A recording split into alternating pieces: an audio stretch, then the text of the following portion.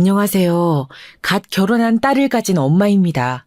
오늘 제가 하려는 얘기는 저와 제 딸아이의 결혼 과정에 대한 얘기입니다. 제가 여자로서의 이야기들과 엄마로서의 이야기를 같이 하려고 합니다. 사실 이렇게 말하면 딸이 좀 서운해하겠지만 예전에 저는 절대 딸을 낳고 싶지 않았어요. 내 배 아파가며 낳은 아이를 이 험한 세상에 노출시킨다는 게, 그리고 믿을 수 없는 사람들로 가득한 이 세상이 저는 많이 무서웠거든요. 왜냐하면 저도 결코 녹록지 않은 경험들을 하며 자라왔기 때문입니다. 전 어렸을 때부터 잦은 성추행과 성폭행 위험에 여러 번 노출됐었습니다. 사촌 오빠부터 아예 모르는 남자들, 학교 선배까지 저를 위협하는 대상은 아주 다양했어요. 제가 아무것도 모르는 어린아이였을 때 사촌 오빠는 놀러온 자기 친구 앞에서 제 속옷 안에 손을 넣고 저를 만지곤 했습니다. 제가 싫다고 발버둥을 치면 그만뒀었지만 그 행동은 여러 번 반복됐어요. 그 나쁜 놈은 교회에서 부인을 만나 열심히 신앙생활을 한다고 들었어요. 과연 어릴 적 자기가 한 일은 회개를 했을지 늘 궁금합니다. 또 한 번은 제 남동생과 동생 친구, 그리고 제가 학교 운동장에서 놀고 있던 날이었어요. 그 남자는 대학생쯤 되어 보였는데 우리에게 접근해서 10분 정도 같이 놀아줬죠. 속으로 다 큰 어른이 왜 우리랑 놀아주는 거지 하는 생각이 들었어요. 너희들 중에 화장실 혼자 갈 줄 아는 사람? 나는 당연히 혼자 갈 줄 알지. 와, 대단하네. 그럼 나 화장실에 좀 데려다줘. 응, 그래. 따라와. 동생들이 놀고 있는 틈에 저를 화장실 안으로 끌고 간 남자는 제게 나쁜 짓을 시도하려고 제 바지를 벗겼어요. 그 남자가 바지를 벗는 순간 제가 너무 무서워서 울기 시작했어요. 두려움에 덜덜 떠는 제 눈을 보고 그냥 포기하고 돌아가더군요. 그날 동생들을 데리고 집까지 얼마나 뛰었던지요.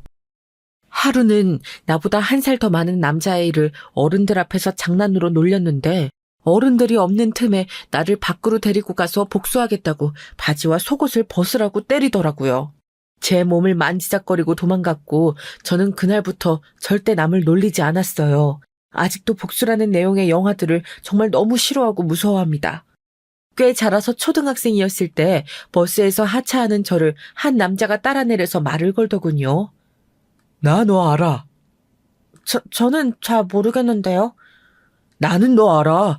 버스에서부터 계속 보고 있었어. 너희 집 어디야? 너 사촌 있잖아. 네, 사촌은 있어요. 근데 왜 그러세요? 그래, 나 너 아는 사람이라고. 원래 저기쯤 살지 않았어? 지금은 너희 집 어디에 있어? 저쪽이요. 저는 급한 일 있어서 가봐야 해요. 그래, 다음에 꼭 다시 보자. 물론 우리 집 방향과 반대 방향으로 알려줬지만 다시 그 사람을 만날까봐 너무 무서웠어요. 길을 지나다니다 보면 술 취한 아저씨들이 한 번씩 지나가는데 멍하니 눈이 풀려서 지나가다가도 저만 보면 눈알이 튀어나올 듯이 저를 뚫어져라 쳐다보곤 했어요. 너무 무서운 나머지 세상에서 제일 싫어하는 사람 유형을 물어보면 늘 술에 취한 아저씨라고 대답하곤 했었죠. 고등학생 때는 저와 특별한 관계가 되고 싶어한 학교 선생님도 계셨어요. 내가 너 좋아하는 거 알지? 아직도 그 말이 잊혀지지가 않아요. 대학생이 돼서도 차 타고 지나가던 남자가 저를 보고 쫓아와서 같이 놀자고 제 주위를 빙빙 돌기도 했고요. 관심의 표현인진 몰라도 그냥 좋아하는 게 아니라 어떤 목적을 가지고 다가온다는 사실이 저를 두려움에 떨게 만들었던 것 같아요. 그 사람들이 원하는 게 뭔지 저는 정확하게 알고 있었기 때문이에요. 저 일련의 사건들은 제가 다 유년기 때부터 성인이 될 때까지 일어났던 일들이에요. 제가 절세 미녀라거나 뛰어난 몸매의 소유자이지도 않았는데 말이죠. 그냥 전 또래들보다 많이 하얀 얼굴에 동그란 눈, 새까만 긴 머리 여자아이일 뿐이었어요. 너무 빈번하게 저런 일들을 겪으니 남자에 대한 부정적인 시각을 늘 가지고 있었던 것 같아요. 지금에야 이렇게 말로 편하게 얘기하지만 진짜 제 친구들이 아니면 남자들이 조금만 무리지어 있어도 덜덜 떨려서 그쪽으로 지나가지도 못했었어요. 청소년기가 지나서야 세상에 이상한 남자들만 있는 건 아니라는 사실을 조금씩 알게 됐죠. 제대로 대화가 되고 어떤 특정한 목적 없이 친해질 수 있는 남자들도 있다는 사실을요. 제가 이런저런 일들을 겪을 때 부모님은 돈을 버신다고 두 분 다 바쁘셨고 제가 도리어 동생을 지켜줘야 하는 입장이었어요. 저도 어리고 미성숙한 상황 속에서 저런 일들에 많이 노출이 되다 보니 전업주부로 살 게 아니면 자식은 낳지 말자, 딸은 더더욱 낳지 말자는 생각을 늘 했어요.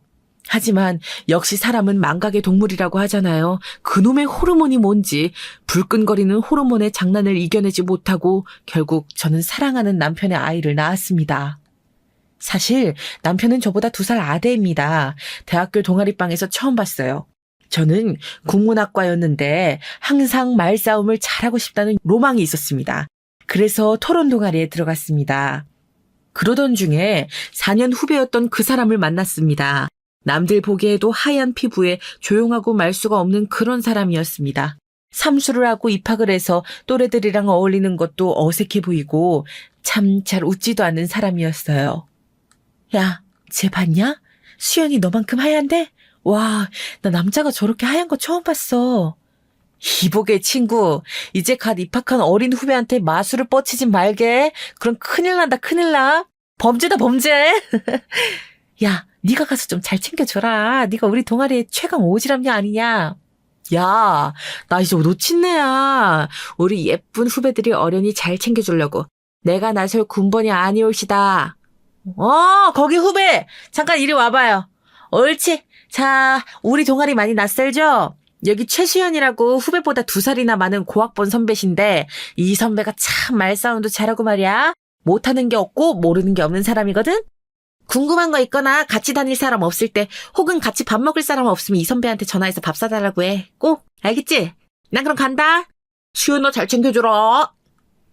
아줌마스러운 영미가 소개시켜준 준일이는 나만큼 정말 하얀 피부에 까만 목티가 잘 어울리는 미소년스러운 학생이었어요. 보는 것만으로도 청춘 드라마 한 편이 뚝딱 나올 것만 같은 외모였죠. 저는 친숙하게 접근해서 이리저리 학교생활 꿀팁과 수강 신청 요령, 학점 잘 맞는 비법, 학교 근처 맛집, 호구 교수님 정보 등 유용하고 쏠쏠한 정보들을 하나하나 오픈하며 그를 내 사람으로 길들여가고 있었어요.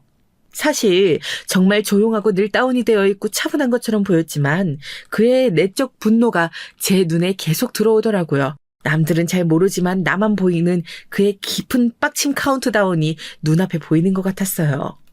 어우, 저놈 저거 또 열받았네. 영수야, 그만 좀 놀려라. 아, 저거 난리 나겠는데. 야, 영수 임마. 빨리 가서 사이다 하나 뽑아와라잉. 눈이 못 마르시니까 빨리. 네, 선배. 잠시만 기다리세요. 준이라, 이때다. 빨리 튀어. 그거 아세요? 말수도 적고 사교성도 별로인 사람이 제 앞에서만 서서히 마음의 빗장을 열어주는 그 즐거움을요. 남들한테는 잘 보여주지도 않는 개인기라든지 다른 사람들은 모르는 그의 집안 사정이라든지 이런 것들을 알고 나니까 저도 모르게 준일이를 더 의식하고 신경 쓰게 되더라고요. 알고 보니 고3 때 부모님이 갑자기 이혼하시는 바람에 수능도 망치고 방황하다가 삼수 끝에 우리 학교에 왔다고 하더라고요. 서로 이런 비밀 저런 비밀 얘기에 저희도 모르게 서로 깊은 유대감을 가지게 됐습니다. 아끼는 후배라고만 생각했는데 내가 이래도 되나 싶게 자주 연락하고 그의 취향들을 알아가고 있었어요. 맛있는 과자나 음료가 동아리방에 있으면 후배들 몰래 준일이 사물함에 넣어두고 준일이도 또 나한테 그렇게 해줬고요. 같이 토론대회에 참가해서 상을 타기도 했어요. 상금으로 같이 여행도 갔다 왔고요. 여러모로 우리는 쿵짝이 참 잘 맞았습니다. 그러다 제가 졸업하고 출판사에 들어가고 나서도 계속 연락해서 만나곤 했어요. 준일이는 중요한 시험을 앞두고 있었는데 시험 전에도 누나를 봐야 힘이 난다고 저를 보고 결과도 바로 알려주곤 했지요. 준일이는 남들이 부러워하는 직업을 가지게 된 후에도 자주 나한테 연락을 했어요. 그냥 우리는 가족 같은 사이구나 하고 생각했답니다. 요리를 좋아하는 저는 준일이가 좋아하는 소고기 스튜를 만들어서 오피스텔에 찾아갔어요. 둘 다 20대 후반에 꽉 찬 나이였는데 각자 애인도 없이 우리끼리 만나서 수다 떨고 같이 노는 게 제일 편하고 좋더라고요. 술도 같이 진탕 마시고 같이 뻗어서 잠도 자고 오고 그랬어요. 준일이니까 가능한 일이었어요. 가끔 영미까지 셋이서 만나서 얘기하는데 하루는 얘기하더라고요. 그래서 둘이 날짜 언제 잡는 거? 얼마 전에 준일이 집 가서 너 뻗었었다며. 아니 30 넘어서 결혼할 거야? 그러지 말고 빨리 해라 결혼. 니네 덕에 호텔 뷔페 한번 먹어보자. 저는 빨리 하고 싶은데 선배가 틈을 안 주네요. 이 요망스런 기집애 같으니라고. 준일이가 이렇게 노력했으면 그냥 대충 못 이긴 척 자빠졌었어야지. 30 넘길 거야? 어? 아니 반지라도 하나 끼워줬어야 내가 뭐 자빠지든 말든 할 건데 맨입으로 내가 어떻게 하냐. 반지 주면 그럼 나랑 결혼하는 거다. 낙장부리 말지. 영미 누나 증인서요. 야 지금 당장 반지도 없으면서 무슨. 야 됐어. 오늘따라 왜 그런데. 장난 그만해라잉. 야 빨리 반지 꺼내 반지. 너 무르기 없기다. 누나 우리 이제 결혼하자. 나 누나 말고는 주위에 여자도 없어. 나를 제일 잘하는 누나랑 결혼하는 게 유일한 내 꿈이야. 하자 결혼. 오늘따라 격렬한 장난들이네 했는데 갑자기 무릎을 꿇더니 주머니에서 반지를 꺼내서 손에 끼워주는 게 아니겠어요. 야 너네들 결혼은 다 내 덕인 거 알지? 백 좋은 걸로 하나 쏴라. 응? 아 진짜 너무너무 잘됐다 이 예쁜 기집애. 야 잠시만 있어봐. 근데 지금 정신이 하나도 없어. 우리가 연애도 아니고 어떻게 바로 결혼을 해. 아니 그럼 그 오랜 세월 나 같은 킹카를 목매게 해놓고 책임을 안 질 거예요? 그리고 너 얼마 전에 나 책임질 일 했잖아. 내 입으로 말하기 부끄러운데. 너 얼마 전에 우리 집에서 술 취해서 자고 간 날 기억하지? 너 그때 나한테 어떻게 했었는지 진짜 기억 안 나? 뭐? 내가 잠깐만. 잠깐, 그럼 그게 꿈이 아니었어? 난 내가 그냥 욕구불만인 줄 알았어. 너랑 그런 야한 꿈을 꿔가지고 너무 민망했는데. 아니 그럼 그게 꿈이 아니었어? 네가 나를 덮친 거 이제 기억하지? 네가 다짜고짜 내 얼굴 붙잡고 키스하고 옷 벗기. 아우 난 말렸다. 내가 얼마나 참고 있었는데. 근데 네가 바로 그냥 책임지라고. 무조건 결혼이야. 다른 길은 없어. 고백을 받아주고 말고가 아니라 네가 나 책임져야 해. 어머 나 몰라.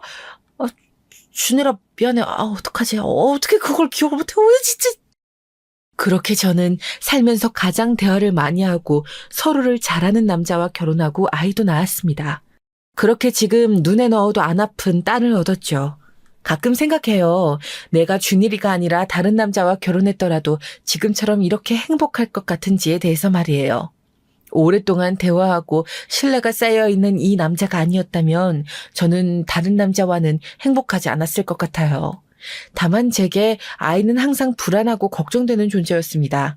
나는 보호받지 못했지만 딸아이만큼은 제가 어린 시절 겪었던 아픔이나 고통들을 겪게 하고 싶지 않았어요. 온실 속 화초처럼 자라게 하고 싶진 않았지만 이상한 놈들을 만나는 것만큼은 피하게 하고 싶었죠. 그래서 딸아이 이름도 너무 여성스럽지 않은 중성적인 이름으로 지었어요. 엄마, 우리 학년에 나랑 같은 이름인 애가 몇 명이게? 한 3명? 놀라지 마, 엄마. 6명이나 돼. 그 중에서 제일 놀라운 게 뭔지 알아? 혹시 너만 여자야? 와, 어떻게 알았어, 엄마? 나만 여잔데. 그래도 난 괜찮아. 난 내 이름에 만족해. 예쁜 이름이야. 웬일이래? 난 또 유치원 때처럼 입 쭉 내밀고 불평할 줄 알았는데. 난 엄마 아빠한테 고마워하면서 살기로 했어. 내 짝꿍 여자애거든? 이름이 뭔지 알아? 설마 요즘 시대에 개똥이 뭐 그런 건 아니지? 그건 아닌데 이름이 정만이야. 그것도 배정만. 얘는 정말 예쁘고 착해. 그래서 나는 우리 엄마 아빠한테 정말 감사하고 살기로 했어. 정말이야. 사실 나도 네가 요즘 공부도 좀 소홀한 것 같고 방 청소도 잘 안 하길래 이름을 바꿀까 생각 중이었는데. 응? 뭐라고? 내 이름 뭐로 바꾸려고? 정태만 어때? 근무태만 할 때 그 태만, 학업 의지 태만, 청소 의지 태만 뭐 등등. 너랑 너무 잘 어울리지 않아? 어머니, 제 이름 석자 소중히 생각하여 부지런히 살겠나이다. 고정하시옵소서. 제 딸아이와는 이렇게 친구처럼 자매처럼 돈독한 사이랍니다. 자기 스스로의 몸 정도는 지킬 수 있어야 한다고 생각해서 어릴 때부터 태권도에 합기도까지 다양하게 가르쳤어요. 그리고 성교육은 두말할 거 없이 아주 철저하게 시켰습니다. 여러 박물관도 데려가고 다큐멘터리도 보여주면서 가르쳤어요. 남편이 너무 적나라한 다큐멘터리를 보고 잠시 충격을 받기도 했어요. 여보, 연우 저렇게 적나라한 거 보여줘도 되는 거야? 괜찮아? 너무 적나라한 건 좀 그렇지 않아? 괜찮아. 저거 외국에서는 교육용으로 쓰는 거야. 요즘 애들 첫 경험 나이가 몇 살인 줄 알아? 평균 13세까지 내려가는 추세인데 미리 안다고 나쁜 건 없다고 생각해. 엄마, 그럼 엄마 아빠도 저걸 하는 거야? 저걸 해서 나를 가진 거야? 오 마이 갓! 엄마, 정말 좋아하는 사람 만나면 저렇게 하고 싶어지는 거지? 나도 저렇게 좋아하는 사람이랑 하게 되는 날이 오는 거야? 그게 언제쯤일까? 그건 내가 이 사람을 정말 좋아하는구나 하고 확신이 들 때 그 사람과 합의를 하에 사랑을 나누게 되는 거야. 근데 나쁜 어른들 중에 자기 맘대로 아이들을 속여서 저런 행동을 강제로 하려고 하는 사람들도 많기 때문에 늘 조심해야 돼. 네 몸을 마음대로 만질 수 있는 사람은 너 하나야, 알겠지? 선생님이든 남자친구든 그 누구도 너를 함부로 만질 수 없는 거야, 알겠지? 응, 걱정 마, 엄마. 내 몸은 내가 지킨다. 꼭 강해질게. 연우는 사실 악바리 근성이 좀 있어서 남자아이들과 대련을 하더라도 꼭 이기고 싶어 했어요. 하얗고 고운 얼굴에 혹해서 찝쩍거리다가 연우한테 엎어치기 당한 남자애들이 점점 늘어나더군요. 중학교 때 그런 딸애한테 베프가 한 명 생겼는데 성준이라는 남자애였어요. 공부도 잘하고 착한 성격에 이미 연우한테 호구 잡혀서 연우랑 항상 같이 공부하고 대화하고 비밀도 공유하고 하더라고요. 눈치를 보니 성준이는 연우를 좋아하는 것 같았는데 늘 그림자처럼 그냥 뒤에서 연우를 챙겨주기만 하고 있더라고요. 성인이 돼서도 그 둘은 변함없이 그러고 있었어요. 그러다 각자 여자친구, 남자친구도 사귀곤 했지만 둘 사이는 멀어지거나 하지 않았어요. 아마 각자의 여자친구, 남자친구들에게는 정말 최악의 남사친, 여사친이었을 거예요. 몇 명 헤어지고 만나고를 반복하다가 27살쯤 됐을 때 연우가 결혼하고 싶은 남자가 생겼다고 했어요.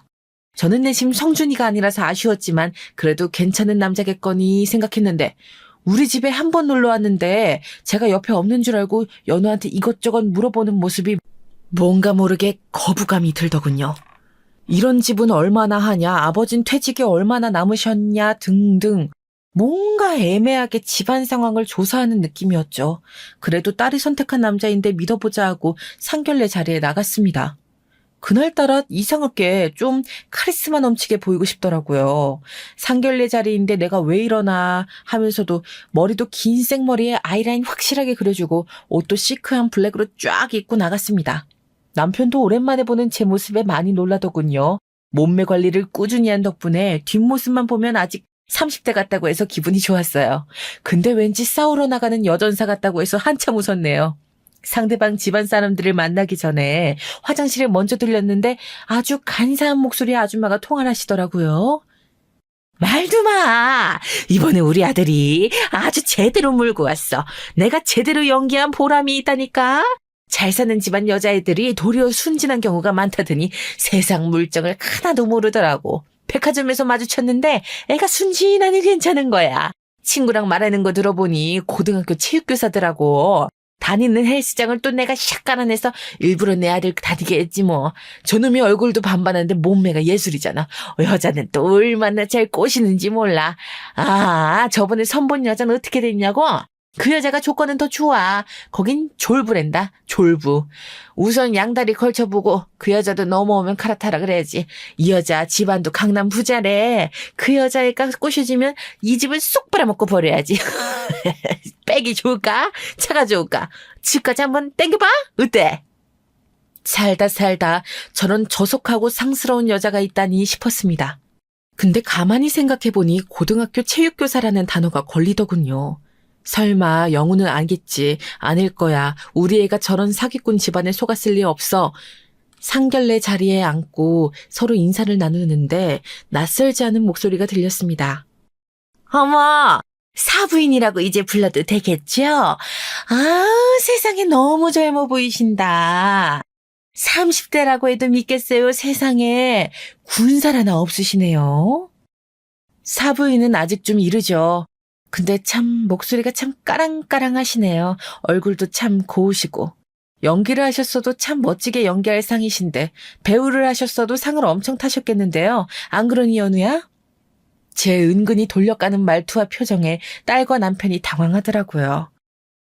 엄마가 칭찬하시는 거예요, 어머니. 아, 오늘따라 이 여사가 왜 이러실까? 너무 업드신 거 아니에요?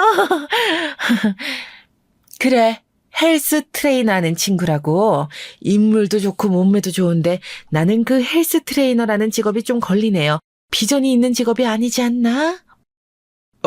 예. 부족하지만 열심히 해서 내년에 관장이 되는 게 목표입니다. 아니, 근데 우리 애를 어디서 처음 만났어요? 예. 땡땡 헬스장에서 만났습니다. 첫눈에 보고 제가 반해서 운동을 가르쳐 주다가요. 아, 그래요. 당시 그 헬스장에서 일하는 중도 아니었다는데 집이 용산이라고 들었는데 강남 헬스장에 무슨 일로 온 거예요? 그게 어쩌다 보니까 헬스장이 좋아 보여서 제가 첫눈에 연우 씨를 보고 너무 좋아서 연우 씨를 만나려고 인연이 그렇게 닿은 것 같아요, 어머님. 아니, 말은 바로 해야지. 말을 많이 더듬는 거 보니까 많이 당황했나 보네. 갑자기 말 지어내려니 많이 힘들겠어요. 자네가 아니라 자네 어머니가 우리 딸한테 반하신 것 같던데 아닌가? 엄마, 계속 이게 무슨 소리야, 어? 왜? 백화점에서 보고 반하셨다면서요, 우리 딸한테. 친구랑 대화하는 거 듣고 직업도 알아내고 헬스장까지 왜 따라오신 건데요? 예? 아니, 그게 무슨 말씀이세요? 저는 오늘 따님을 여기서 처음 봤는데요. 내가 아까 당신 통화하는 거 다 들었어. 강남 부자라 쪽 빨아먹고 버리네 만에 다 들었다고. 연우, 너 이 남자가 너 말고 다른 여자랑 선본 거 알아? 아냐고. 전 연우 씨를 놔두고 그런 적이 절대... 우리 엄마 저렇게 흥분하는 거 나 처음 봐요. 나 만나면서 선 본 적 있어요? 없어요? 떳떳하면 휴대폰 좀 보여주세요.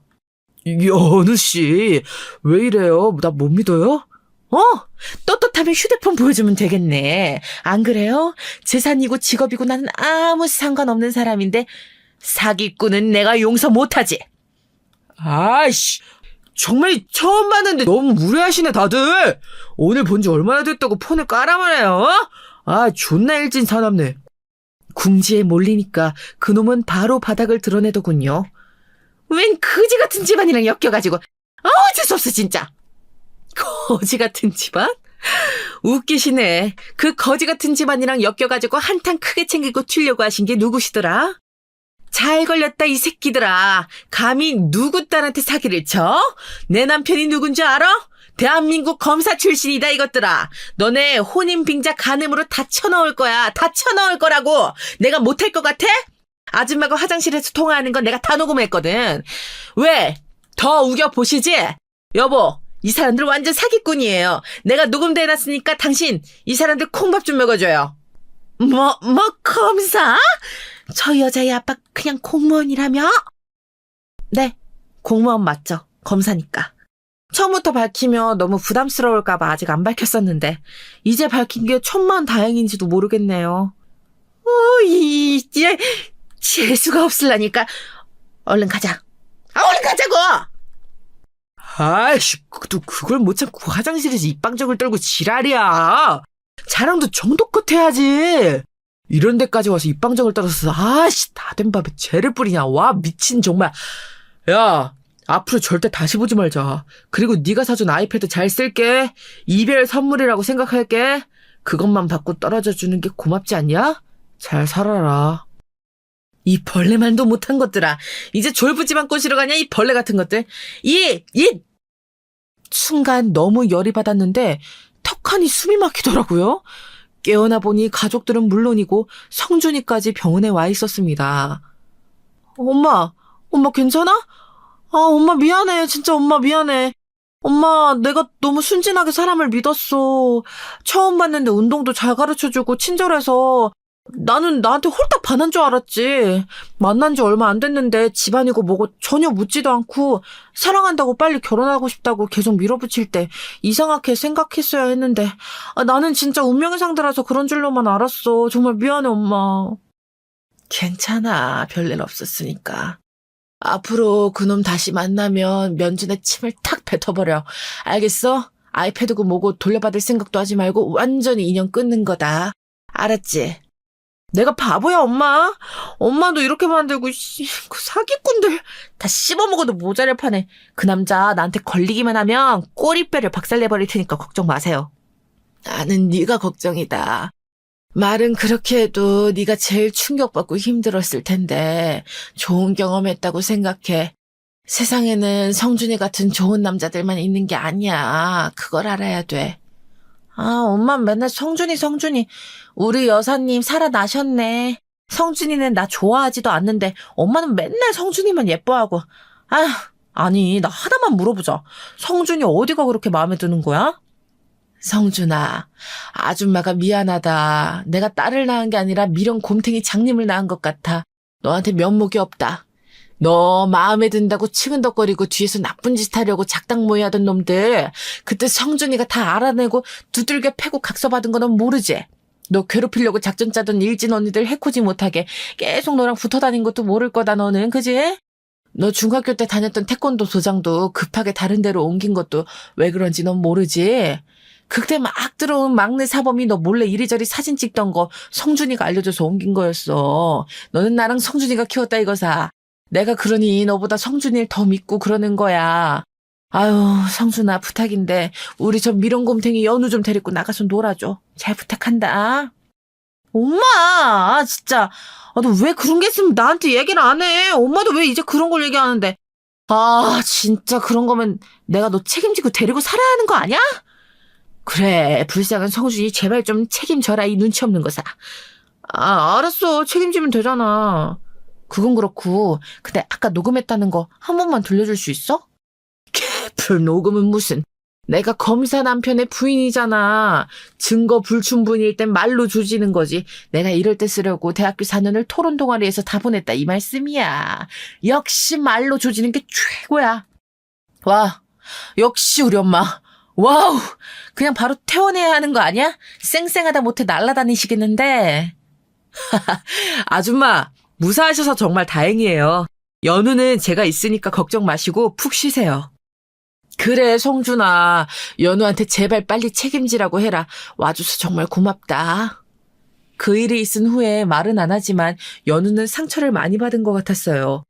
티내지 않고 밝게 생활하려고 했지만 처음으로 결혼하겠다고 마음먹었던 사람인데 그런 인간 쓰레기를 만났다는 게 스스로 견디기 힘들었던 것 같아요.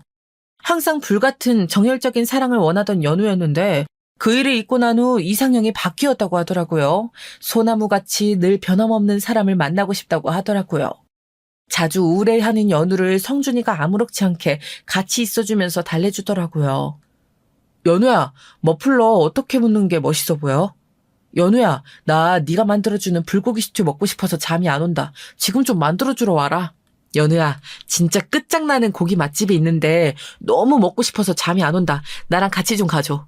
연우야, 나 내일 중요한 면접이 있는데 옷을 좀 골라야 하는데 같이 좀 가줘. 대신 가주면 네 옷도 사줄게. 정말. 넌 나 없으면 어떻게 살라 그러냐? 스마트함이 철철 넘치는 녀석이 세상에 어떻게 이런 걸 하나도 제대로 못해. 이 누님만 믿고 따라와. 성준이가 저렇게 정신없이 만들어준 덕분에 언제 그런 일이 있었냐는 듯 연우는 얼마 안 가 정상으로 돌아왔어요. 하루는 너무 답답해서 성준이를 따로 불렀죠. 성준아, 너 우리 연우 여자로 좋아하는 거 맞지? 네, 맞아요. 정말 많이 좋아하는데 근데 저희 어렸을 때 의남매를 맺었어요. 의남매가 깨지면 평생 다시 안 보는 걸로 약속했는데 어떡해요, 어머니? 저 연우 안 보고 살 자신이 없어요, 어머니. 그럼 뭐 피도 막 섞고 그런 거 한 거야? 네, 한 방울씩만 섞었어요. 뭐 어쩔 수 없네, 그럼. 네? 어쩔 수 없다니요? 포기하고 평생 그림자처럼 살면서 가슴 아파하고 혼자 눈물 짓고 가슴 치고 그렇게 살든지 아니면 에라 모르겠다고 다른 걸 섞고 살든지. 다른 걸 뭘 섞어요, 어머니? 뭐긴 뭐니, 얘. 살 섞고 사는 거지. 어머니, 저 해볼게요. 평생 바라만 보고 사는 건 죽어도 못하겠어요. 저 꼭 성공할게요. 그래, 성준아. 너는 10년 넘게 내 사익감 1위 순위였다. 난 너 못 잃어. 파이팅! 그리고 참 우리 연우는 박력 있는 사람 좋아하는 거 명심해라. 걔 앞에서는 머뭇거리지 말고 진심을 정확하게 말해야 돼. 걔는 눈치가 없어서 돌려 말하면 못 알아들어. 알겠지? 주어, 동사, 목적어를 정확하게 얘기해야 알아듣는다. 알겠지? 예, 어머니, 꼭 기내겠습니다. 그래, 성준아. 우리 꼭 장모 사위 하자, 꼭! 제가 이렇게 성준이를 응원하는 데에는 다 이유가 있습니다. 연우가 아무리 유단자이지만 곱상한 외모 때문에 여러 유혹과 마수들의 손길이 참 많았거든요.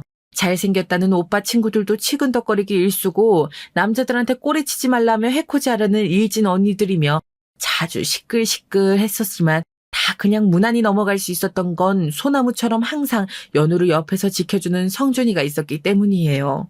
사랑에는 여러 종류가 있잖아요. 불같은 사랑, 로맨틱한 사랑, 우정 같은 사랑, 가랑비 옷 젖든 나도 모르게 스며든 사랑 등 말이에요. 저는 연우가 성준이의 소나무 같은 사랑도 알아주길 바랬습니다. 결혼이야 하던 하지 않던 간에 그런 사랑도 경험해봤으면 좋겠다고 생각했어요. 늘 믿을 수 있는 사람과의 변치 않을 사랑을요. 살면서 그런 사랑을 받고 나눌 수 있다는 건 정말 축복이니까요. 연우야, 근데 너는 지금까지 성준이랑 있으면서 성준이가 좋았던 적 한 번도 없었어? 당연히 좋았지. 너무 소중하고. 그런데 막 팍 타고 스파크가 튄 적은 없었고 같이 있으면 늘 잘 맞고 편안하고 좋았어. 늘 내 옆에 있으니까. 계속 내 옆에 있었으면 좋겠고. 근데 연인이 되면 헤어질 수도 있잖아. 그런 건 싫어. 근데 딸, 너 그렇게 좋은 걸 아끼고 사랑하고 표현해주지 않으면 어느 날 뿅 하고 사라져버릴 수도 있다. 그때는 후회해도 소용없어. 나도 네 아빠랑 오랫동안 친구처럼 지냈었는데 어느 순간 남편 없으면 너무 심심하고 만날 사람도 없는 상황이 되더라.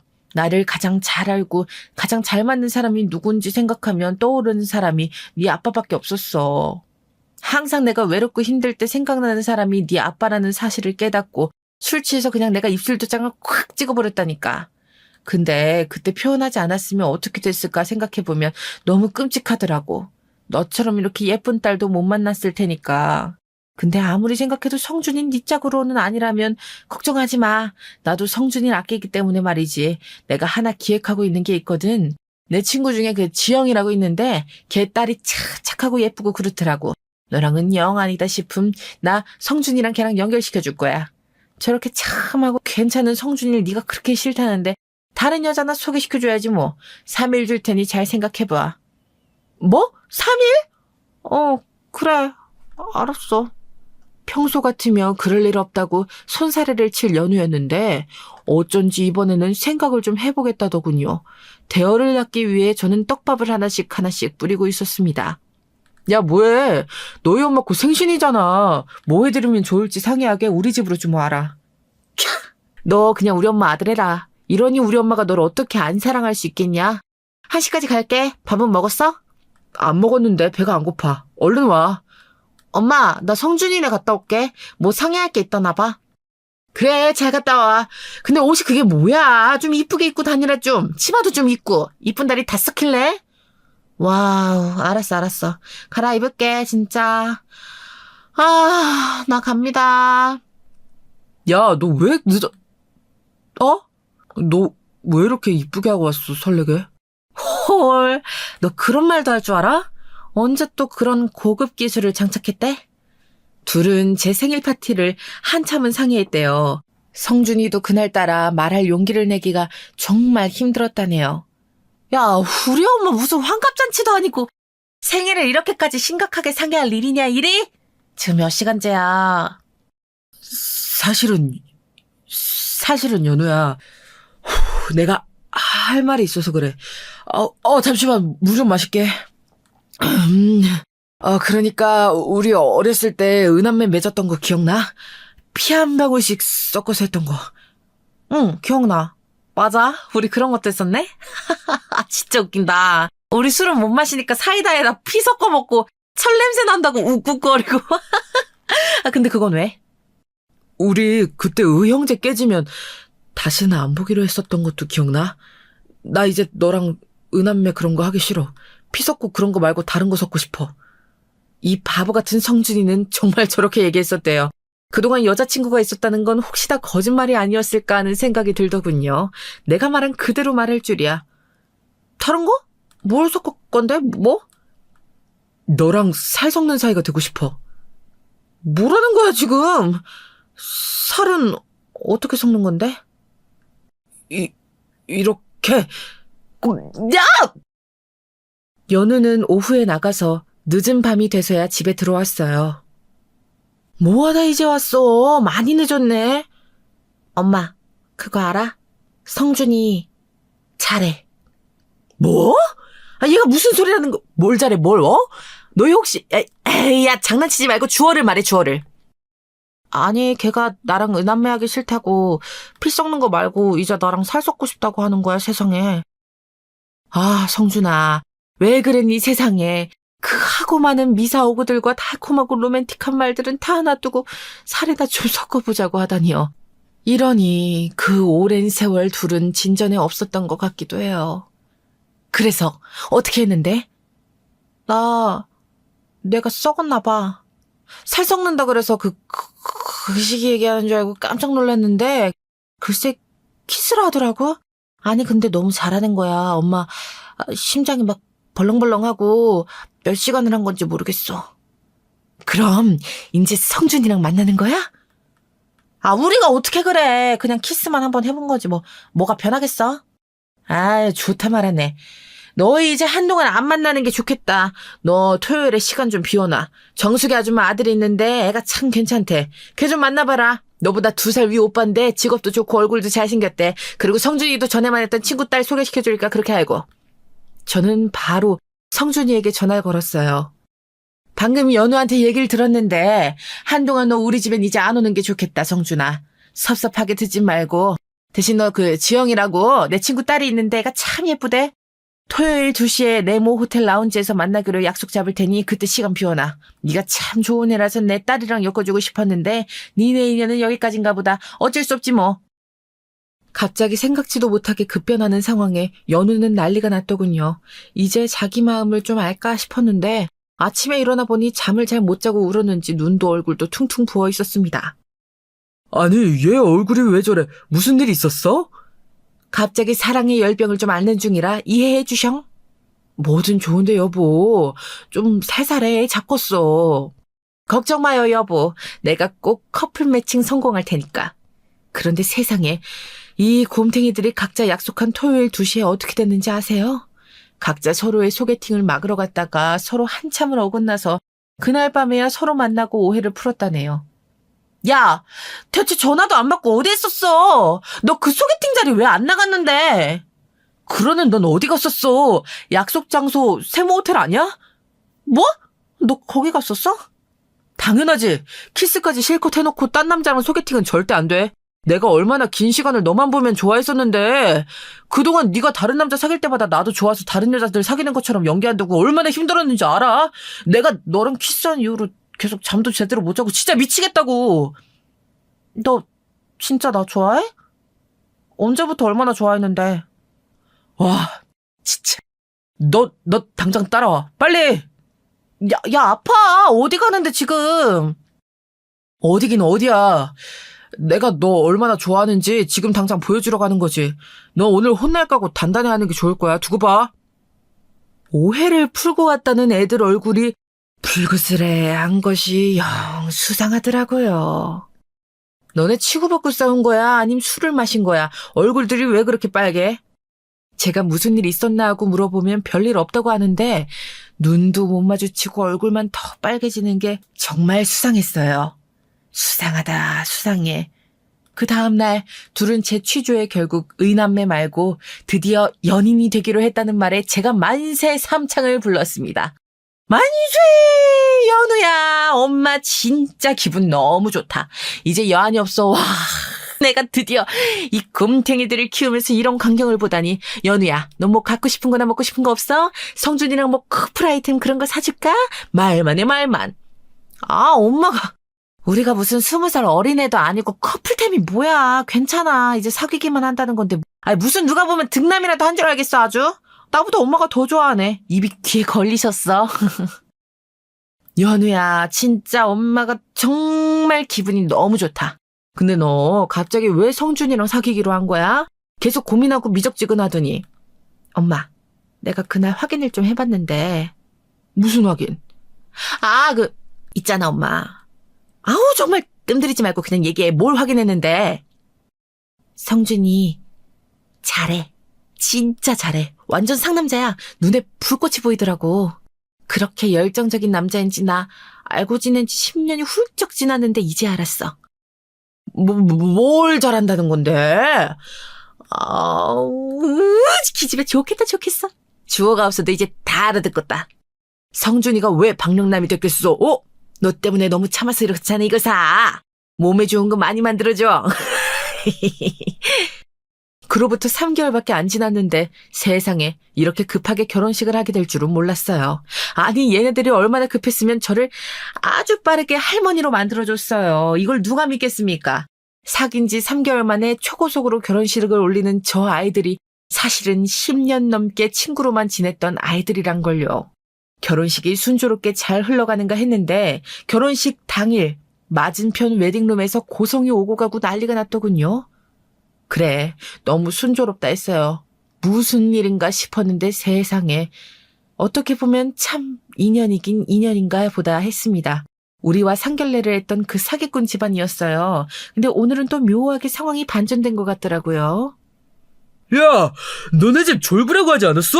너 졸부 뜻은 알고 말하는 거냐? 야, 그러는 너는 전문 헬스 트레이너라며. 그 헬스장 네 명의로 돼 있다며. 완전 싹 다 거짓말이더라. 이 제비 같은 놈이 진짜. 사람이 양심 있으면 이렇게 사기치면 안 되는 거지.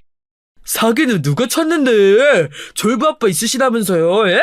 그 졸부 아버지가 왜 아파트 경비를 보고 계시는 거냐고, 왜? 정말 난리도 아니었습니다. 사랑으로 인한 결혼이 아니라 결혼으로 한몫 챙겨보려는 심보를 가진 사람들끼리 만나서 서로 사기치는 정말 아름다운 광경이었어요. 세상에 저런 귀한 교육 자료가 어디 있을까 싶어 영상으로 남겼어요. 신부 대기실에 딸한테 보여줬더니 한참을 생각하더라고요. 너 무슨 생각해? 한 번씩 엄마가 나를 과도하게 신경 쓰고 걱정한다고 생각했거든. 근데 그 덕분에 내가 정말 바르게 잘 자란 것 같아. 엄마가 오랜 세월 공들였던 남편감도 정말 최고고 엄마가 있어서 난 정말 행복해. 정말 감사하고 사랑합니다. 어머, 나 눈물 난다. 우리 앞으로 잘 살자, 연아야. 사랑해. 이렇게 아슬아슬하게 불행을 비켜나간 것 같은 느낌은 처음이었어요. 공들여 키운 자식이 제가 있어서 정말 행복하다고 말하니 저는 더 바랄 것이 없었습니다. 이 예쁜 딸이 누구보다도 바르고 멋있는 남자를 잘 골라서 결혼까지 하니까요. 어린 시절 제 어두웠던 기억들을 제 딸에게는 넘겨주고 싶지 않아서 부단히 애를 썼었는데 딸이 건강하고 예쁘게 잘 자라서 제 마음까지 다 알아주니 저는 정말 자식 농사를 성공한 것 같습니다. 갑자기 항상 딸을 낳는 게 두려웠던 제가 생각이 나네요. 일어나지도 않은 미래의 일들을 걱정하면서 끝까지 딸을 낳지 않았더라면 지금의 이 기쁨도 가질 수 없었겠죠. 그래서 그런 속담이 있나 봐요. 구더기 무서워서 장 못 담그냐 그 말이요. 무서운 구더기를 같이 때려잡아줄 우리 잘나고 우직했던 제 남편이 있어서 더 감사하네요. 얼마 전 일본 드라마를 보다가 그런 문구를 봤어요. 강한 뿌리에는 아름다운 꽃이 핀다라는 글이었어요. 비록 그 뿌리를 괴롭히는 수많은 자연 환경이 있을지라도 땅속 더 깊이 파고들어서 꽃을 피워내고야 마는 게 정말 이기는 거겠지요. 내가 좋아하는 사람이 나를 좋아할 확률은 야구로 치면 퍼펙트 게임만큼 어려운 일이라는데 우린 살면서 또 그 어려운 일들을 해내는 사람들이 됐고 또 여러분들도 해내시길 빕니다. 아무리 어려운 확률이더라도 포기하지 않는 마음으로 해나가면 그 마음이 어디로든 닿을 때가 있을 테니 우리 포기하지 말고 다들 파이팅입니다. 안녕하세요. 어디 가서 이런 이야기 절대 허심탄회하게 남들에게 꺼내어 본 적이 없는데 임금님기는 당나귀 귀 외치는 심정으로 털어놓아 봅니다.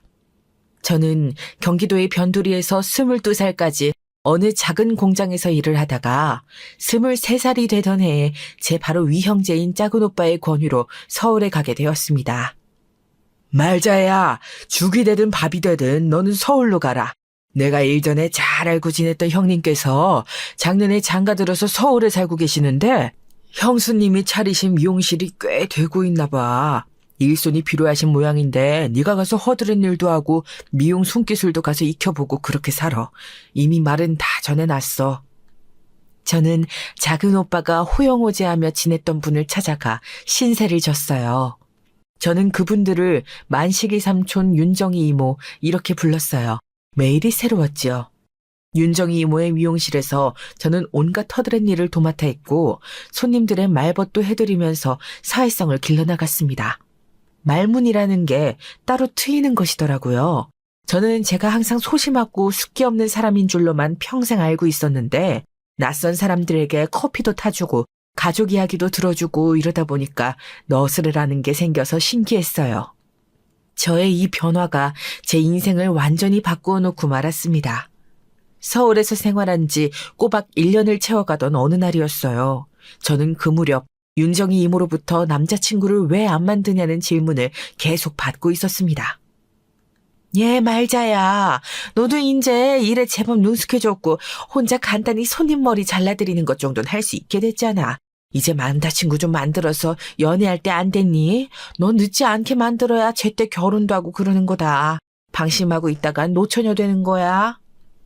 이모, 제가 무슨 남자친구예요. 저는 풋내기 짝사랑밖에 해본 적 없는 사람인데. 저 같은 게 어떻게 남자친구를 만들어요? 그냥 이러고 살다가 노처녀가 되든가 아니면 작정하고 눈 한번 딱 감고 선을 봐서 그냥 결혼해버릴래요.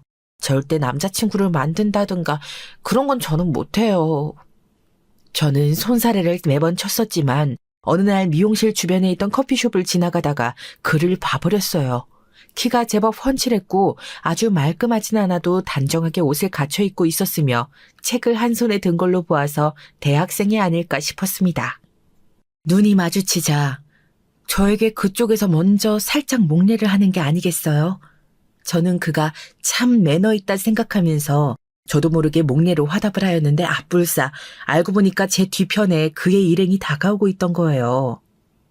그는 자기 일행이 오니까 인사표시를 한 거였는데 제가 그 인사를 착각하고서는 받았던 것이죠.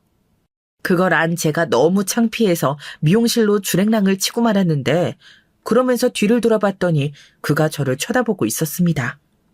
그게 첫 만남이었어요. 그 후로 사흘이나 지났을까 그가 미용실 밖에서 두리번거리더니 안에서 청소를 하고 있던 저와 눈이 마주쳤죠. 그러자 어색하게 손인사를 하면서 휙 가버리더라고요. 그때 그 남자잖아. 설마 내가 여기로 향했던 걸 그때 보고선 날 보려고 지금 찾아온 거야? 어쩌면 좋지. 제 인생에도 이런 순간이 오다니 이런 건 다른 멋진 청춘들에게나 벌어지는 일인 줄 알았습니다. 그것 별거 아닌 순간들에도 심장이 뛰어서 일이 손에 안 잡히더라고요. 그러다가 어느 날 비가 조금 내리는 날씨였는데 그가 우산도 없이 지나가면서 저에게 또 인사를 하는 거예요. 그걸 보자마자 저는 가게에 여분으로 있던 우산을 챙겨서 뛰어나갔습니다. 예전에 저라면 택도 없는 일이었지만 달라져 있었던 저는 용기를 냈고 그 우산을 쥔 채 그에게 다가가 건네주었어요.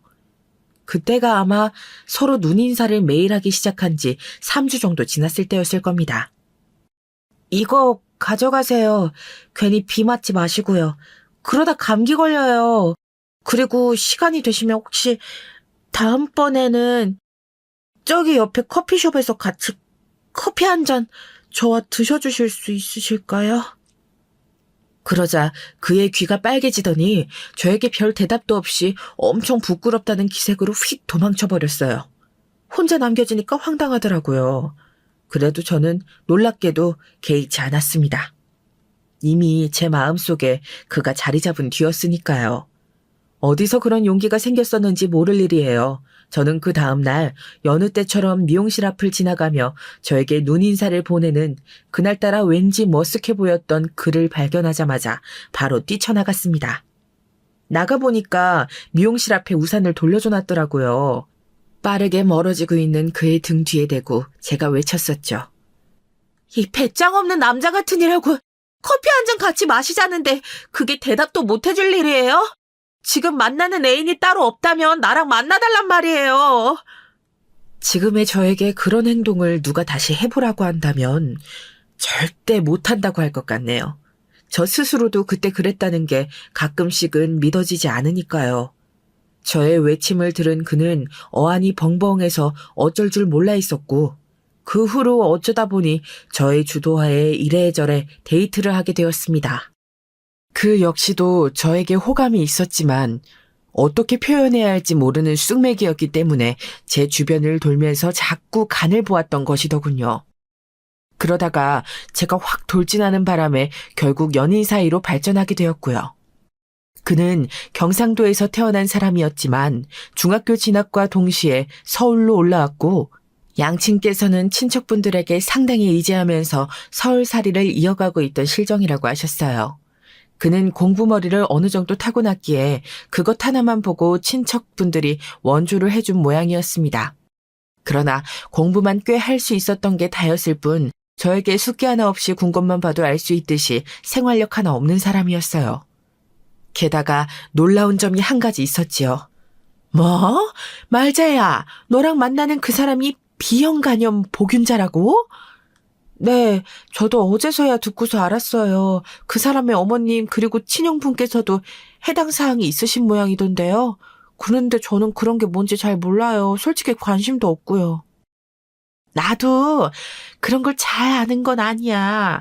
하지만 네가 굳이 그런 사람하고 결혼은 안 했으면 좋겠다는 판단 정도는 서고 있어. 이쯤에서 그냥 정리해. 더 만나지 마. 그게 좋지 않다는 건 저도 알아요. 그러니까 그 사람도 저에게 심사숙고한 끝에 알려주었겠죠.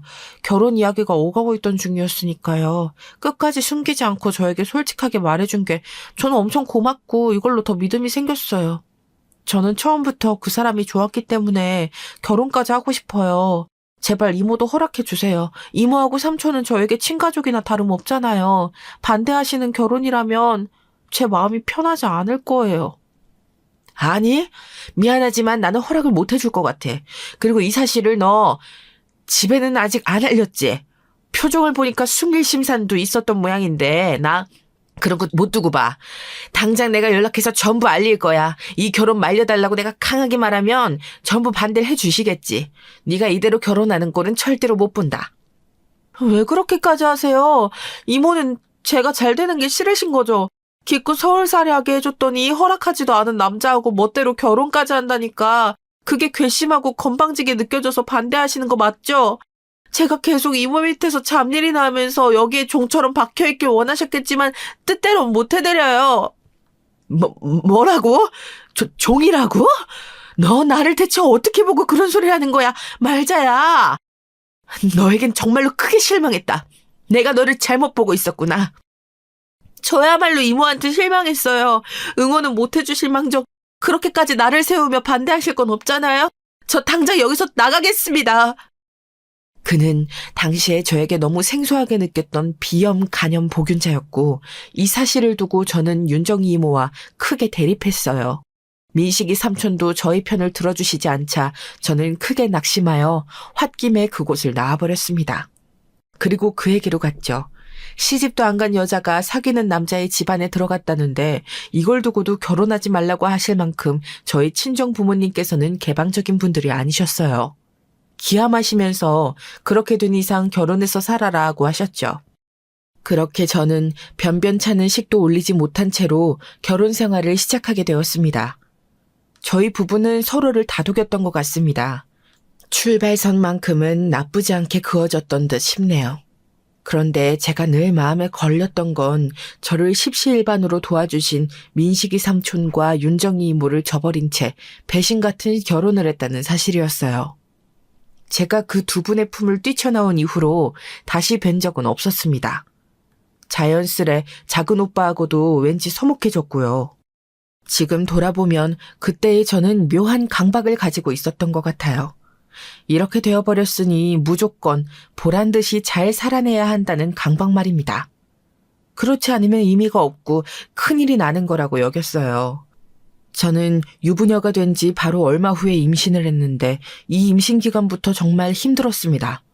그러니까 결혼 직후에 아주 짧은 단기간만 별 생각 없이 그나마 무탈하고 행복하였으며 그 이후로는 계속 고난의 연속이었다는 말이 되네요. 저는 입덧이 무척 심했어요. 그리고 손발이 잘 부었죠. 임신 초기에 이런 변화가 낯설어서 무척 고생을 하였는데 남편은 이런 저를 본체만 제했어요. 내가 엊그제부터 계속 손발에 피가 잘 안 통하고 저리는 것 같다고 말을 하는데 와서 좀 주물러주는 신용이라도 하면 안 돼? 당신이 나보다 훨씬 건강한 사람인데 나한테 뭘 바라는 거야? 나 요새 출퇴근하느라고 바쁘고 정신없고 무엇보다 너무 피곤해. 너무 섭섭하더라고요. 남편이 제가 더 건강하다는 전제를 깔고 말을 할 때면 저는 진짜 뭘 어떻게 해야 할지 몰랐습니다.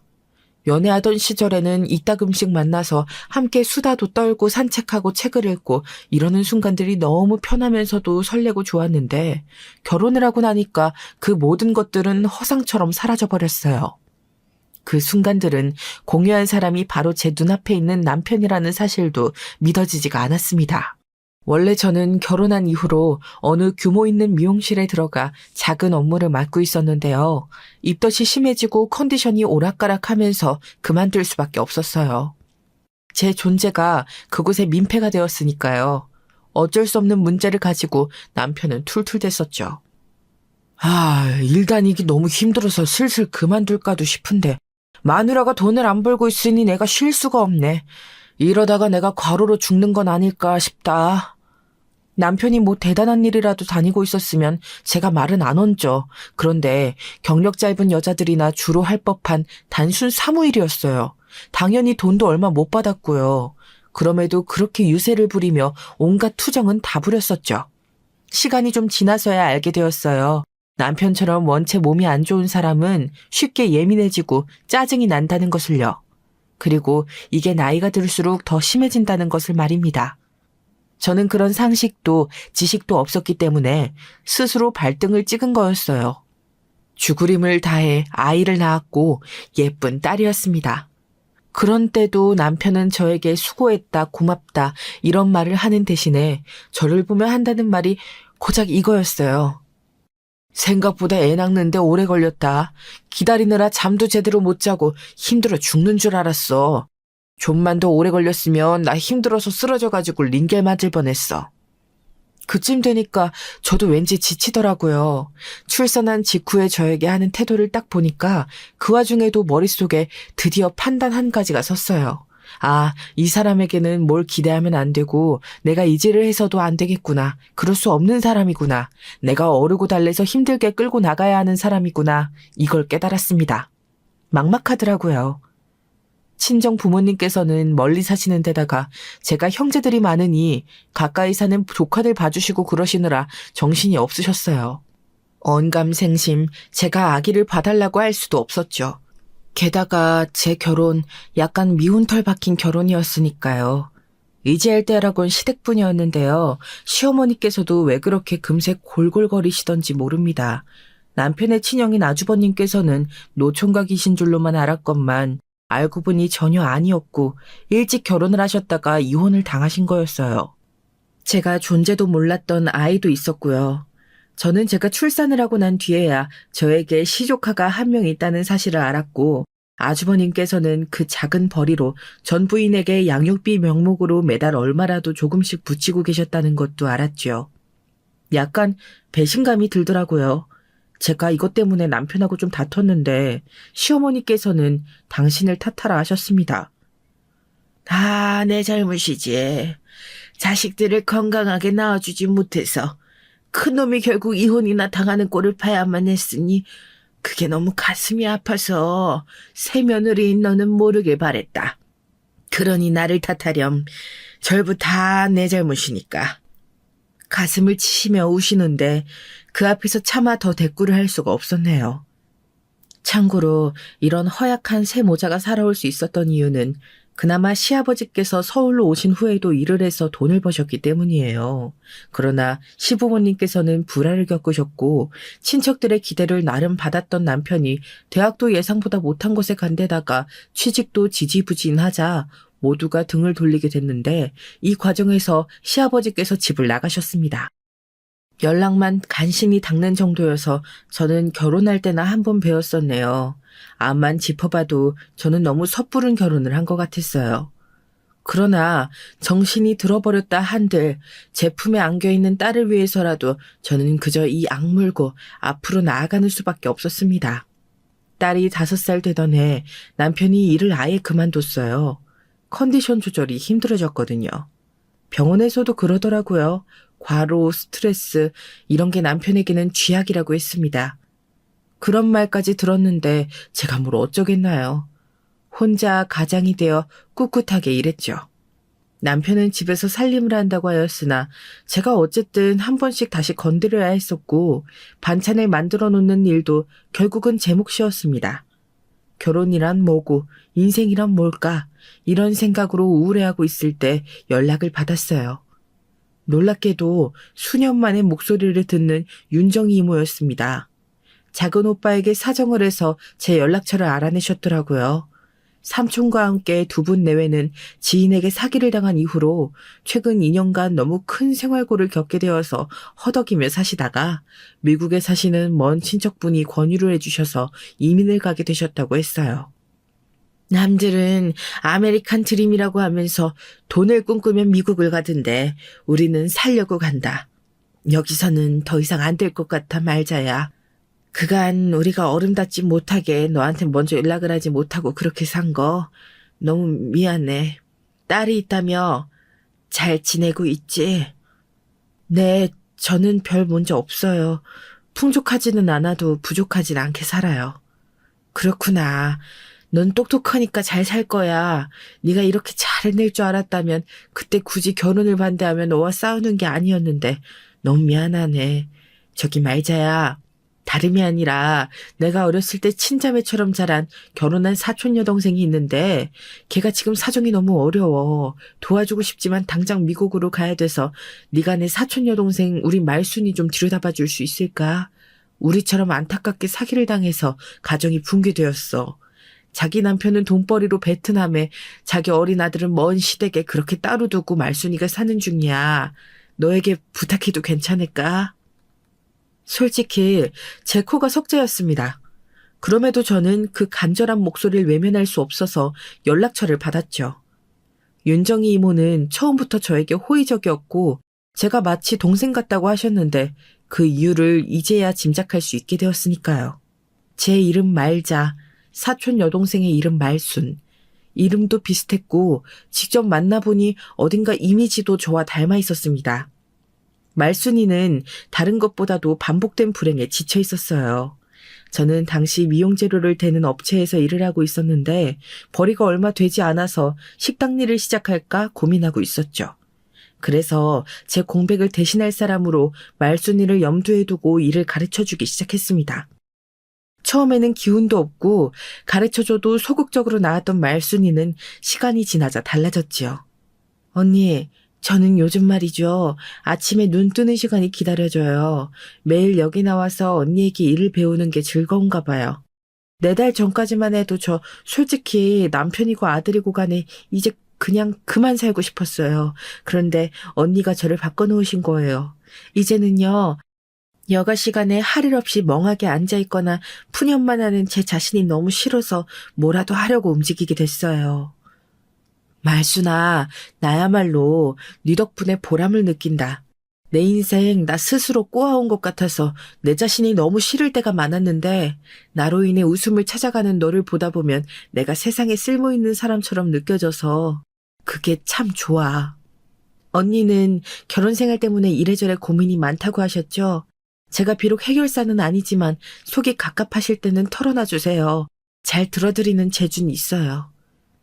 말순이와 저는 서로 잘 맞았어요. 윤정이 이모와 만식이 삼촌이 미국으로 떠난 뒤 소식이 뚝 끊겨서 저희는 걱정이었으나 저희가 잘 산다면 그분들도 잘 사실 거라고 믿고 열심히 일상을 살아나갔네요. 저는 사실 금방 일을 옮겨가려고 했는데 말순이를 위해서 10개월이나 그 일을 더 했었습니다. 그리고 제 모든 자리를 물려주었죠. 말순이는 부지런하게 그 일을 이어받아서 작업을 했고 1년이 더 지났을 때 귀국하는 남편의 일자리에 맞춰서 멀리 이사를 가게 되었어요. 애석하게도 제가 일때 말순이에게 신경을 써줄 시기가 못 되었습니다. 그래서 정신없이 작별을 했던 것 같아요. 왜냐하면 시어머니께서 간암 투병을 하셨거든요. 남편은 자기 몸이 아프고 힘들다며 간병을 못한다고 하였고 간병일 쓸 돈은 먹고 죽을 애도 없었으니 제가 일과 병행하여 시어머니를 간병했습니다. 몇 달 버티시다가 세상을 떠나셨어요. 남겨진 건 병원 빚이었습니다. 이거 갚느라고 죽어라 또 일만 하면서 몇 년을 살았어요. 그러고 나니까 이번에는 아주버님께서 간암에 걸리셨죠. 이러다가 가족력으로 나도 잘못되는 거 아니야? 아무래도 건강관리만 신경 쓰면서 살아야겠어. 안 그러면 나도 간암 걸린다고. 남편은 공포에 질려 호들갑을 떨었고 그런 사람에게 일체의 경제활동을 기대할 수 없었습니다. 제가 기댈 수 있는 존재는 없었어요. 저를 버티게 하는 원동력이라면 대신 있었죠. 바로 제 딸이요. 아주버님의 병원비까지 제가 사력을 다해서 댔지만 몇 달 후 결국 떠나셨고 보험금으로 나온 유산은 아주버님의 친자식에게로 갔습니다. 저에게 떨어진 건 10원 한 장도 없었네요. 딸이 아니었으면 저는 진작에 못 버티고 어디로든 도망갔을 거예요. 오로지 남편이 제 딸의 친부니까 참았죠. 옛날부터 돈 버느라 고군분투해온 저보다 자기 아빠를 더 집에서 많이 보고 자란 딸은 남편과 친했고 그런 부녀 사이를 저는 좋게 봤습니다. 이게 결국은 제 뒤통수를 칠 줄도 모르고 그랬네요. 기껏 딸 자식 대학까지 다 보내놓고 이제 한숨 좀 돌려볼까 했더니 남편이 바람이 났어요. 새벽에 베란다에서 상간녀와 통화하는 걸 자다 깬 제가 들으면서 들통났습니다. 그런데 뻔뻔하더군요. 내가 당신한테 어떻게 했는데, 당신 가족들한테 어떻게 했는데, 그런 거 알면서도 나를 두고 바람을 피워? 당신 제정신이야? 그러고도 사람이야? 그 여자는 당신하고 달라. 당신은 더 이상 나에게 여자로 보이지 않지만 그 여자는 나에게 여자야. 무엇보다 나 몸 아픈 것도 포근히 감싸줄 따뜻한 마음과 경제력까지 갖췄어. 그래서 뭐 어쩌자는 건데. 그 여자한테 가기라도 하겠다고? 내가 그걸 용납할 것 같아? 절대 안 돼. 내가 이혼 안 해주는 이상 둘은 역겨운 불륜일 뿐이야. 그리고 우리 딸, 우리 진이도 당신을 역겨워하겠지. 아니, 진이도 알고 있어. 안 지는 얼마 안 됐어. 진이가 남자친구하고 요즘 진지하게 결혼 이야기를 하고 있다길래 그 여자하고 넷이서 만나서 밥도 먹었어. 남편이 고개를 푹 숙이며 얘기했고 저는 이 현실을 믿을 수가 없었습니다. 저만 빼고 세상이 돌아가는 것 같은 기분이었어요. 딸이 다 알고 있었다니요. 그럼에도 제 편이 아니라 남편의 편을 들었고 상간녀를 두둔했다니요. 결혼할 남자친구를 따로 보여줬다니요. 이게 다 무슨 일인가 싶었죠. 진이야, 뭔가 잘못된 거지. 오해가 있는 거지. 엄마는 우리 진이 안 그럴 거라고 믿어? 엄마, 솔직히 분수에 넘치는 남자친구를 사귀게 되어서 좋기도 했지만 너무 비교가 돼서 매일 불안했는데 그 아줌마가 내 엄마가 되어준다고 하니까 갑자기 안심이 됐어요. 워낙 집안도 꽤 사시는 편이시고 옛날에 결혼하셨다가 금방 이혼하셨는데 그때 위자료 많이 챙겨서 돈도 많으시대요. 우리 아빠를 보면 모성 본능이 일어나서 지켜주고 싶다고 하셨고요. 그리고 저에게 좋은 엄마도 되어주고 싶으시대요, 엄마. 나 그 아줌마만 있으면 남자친구하고 결혼할 수 있을 것 같아요. 그렇게 되면 더 이상 조건에서 많이 꿀리지 않거든요. 엄마, 제 행복을 위해서 이해해줄 수 있죠? 숨이 쉬어지질 않았던 것 같아요. 딸의 말보다도 급 태연한 표정, 천륜보다는 돈을 선택하겠다는 그 무감각한 눈빛이 저의 심장을 찔러댔습니다. 저는 그 지난 세월 없는 게 나을 남편은 옛 추억으로 참아주었고 딸은 제 모든 것이었기에 이 존재를 의지해서 견뎌왔어요. 그런데 이제 와서 저를 버리겠다니요? 저는 맞섰지만 세 사람은 이미 똘똘 뭉친 뒤였습니다. 자기들끼리 앞으로를 계획해 나가더군요. 상간녀는 저에게 이혼을 종용해왔어요. 치사한 남편은 뒤에 숨어 있었고요. 그만 추해지시고 그냥 이혼하세요. 싫다는 사람 붙잡고 왜 이러세요? 스스로 너무 비참하지 않으신가요?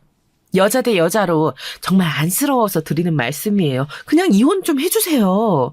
제가 가정을 잘 이끌고 살게요.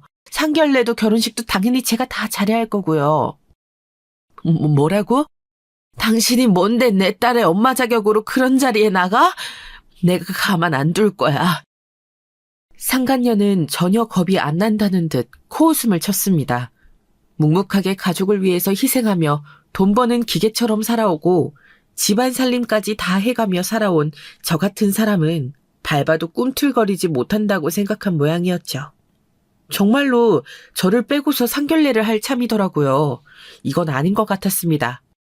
지난 세월이 제 뇌리를 스쳐 지나갔어요. 고민 끝에 저는 들이받아버리기로 했습니다. 두 가지 마음이었던 것 같아요.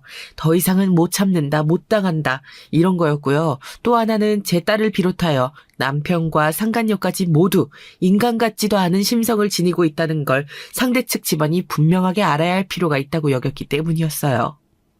조금 결이 다를 수도 있지만 어쨌든 저 역시 남편이랑 작자와 그 집안을 제대로 알지도 못한 채로 섣불리 결혼을 하고 말았던 사람으로서 상대 측 집안이 무지한 상태에서 결혼을 진행하지 않기를 바랐습니다. 고급스러운 한정식 집에서 상견례를 할 거라는 자랑, 그걸 들은 바가 있었기에 장소를 유추하는 건 그리 어렵지 않았어요. 해당 날짜가 되어서 장소에 도착한 다음 주차장을 살펴보니까 상간녀의 차가 있더군요. 그때부터 심호흡을 하고 마음을 굳게 먹고서 안으로 들어갔습니다. 직원에게는 제가 휴대폰이 고장나서 가족들과 연락이 안 된다며 가족 구성원을 설명하고 안내를 부탁드렸지요. 그러자 의심 없이 저에게 방을 알려주시더군요. 일을 하면서 자연스레 익힌 너스레와 임기응변이 이렇게 통할 줄은 몰랐네요. 여러모로 기분이 이상했죠. 직원이 방문을 열어주자 총 6명이 각각 셋씩 마주 앉아 있는 광경이 보였습니다. 이미 음식은 다 나와 있는 듯 했고요. 그 말인즉 대화가 무르익을 대로 익은 시점이었던 것이죠. 아무것도 모르는 직원이 제가 안으로 들어서자 방문을 닫고 사라졌고 저는 경악과 어리둥절함이 뒤섞인 공기를 맛보았습니다.